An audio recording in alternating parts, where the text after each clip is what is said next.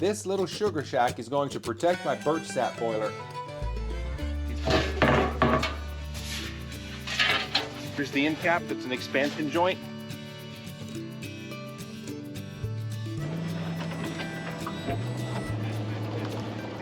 It's a Well, this is a brand new birch sap boiler that I had made by a local welder, and I'll put a link to his website in the description of this if you're curious about getting one of these.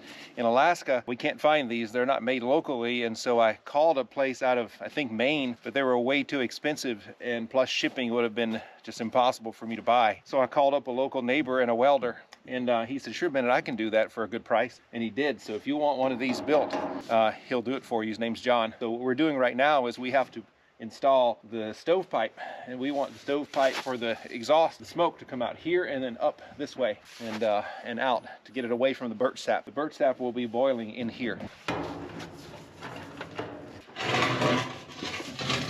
Will the extension give me enough clearance to send this out without catching my shed on fire? Yep, if I can angle it out a little ways.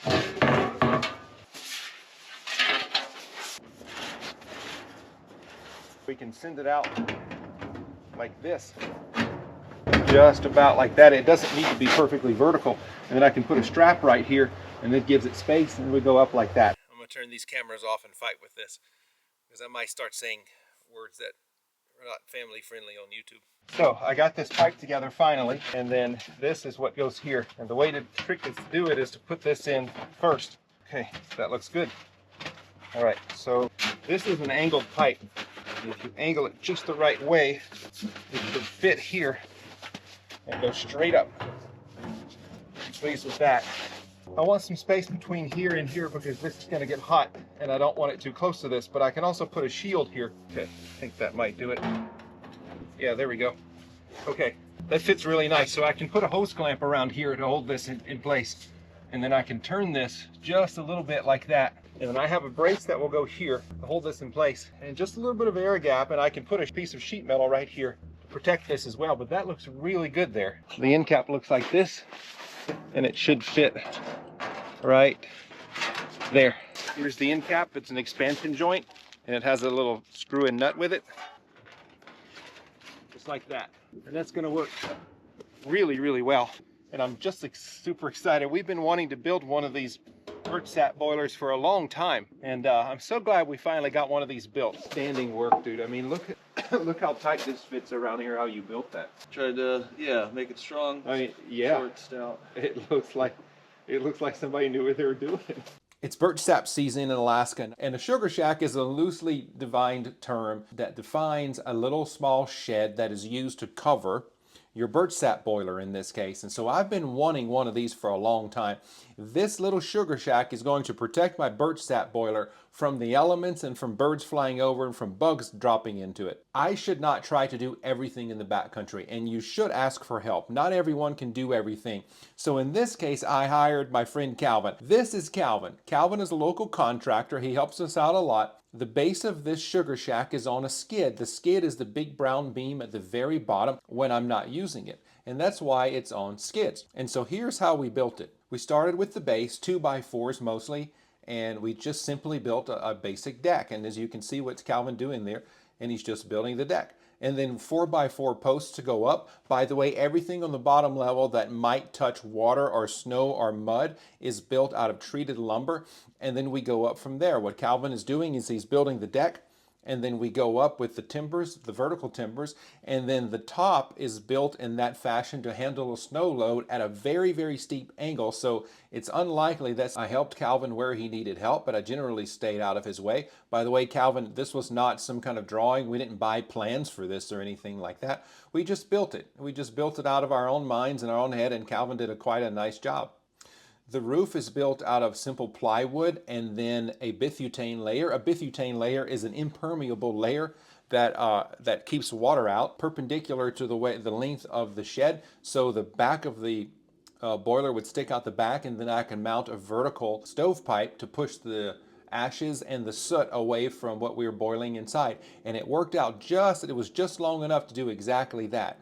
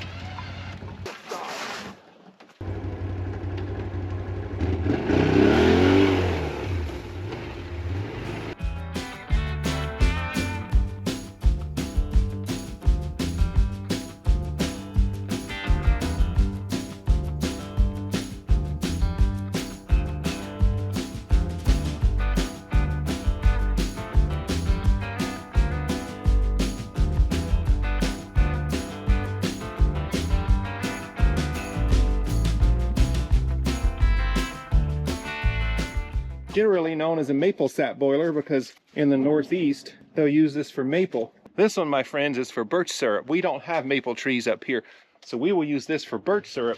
As you can see way back there, the little white buckets, all those little white buckets back there are filling up with birch sap as we speak. The raw sap will go in here. Fire will be built in here. The fire will be controlled by this thing here. You can open and close it, and that controls the airflow into this unit.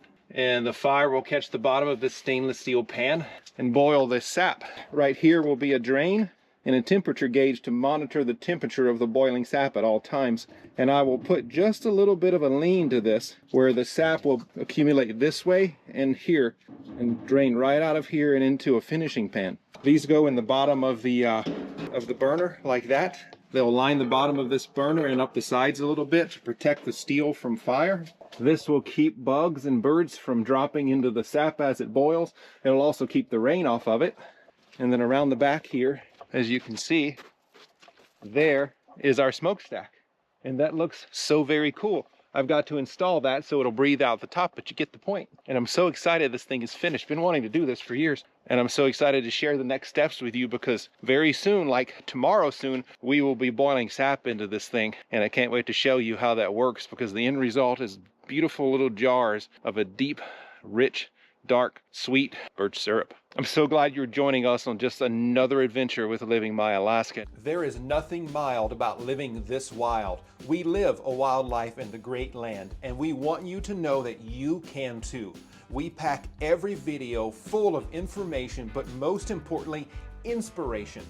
We want to inspire you, and as you watch Living My Alaska, you find the path to living your Alaska. And if you liked this video, then I know you'll love what's coming up next. Come with me, let's go to that next video right now.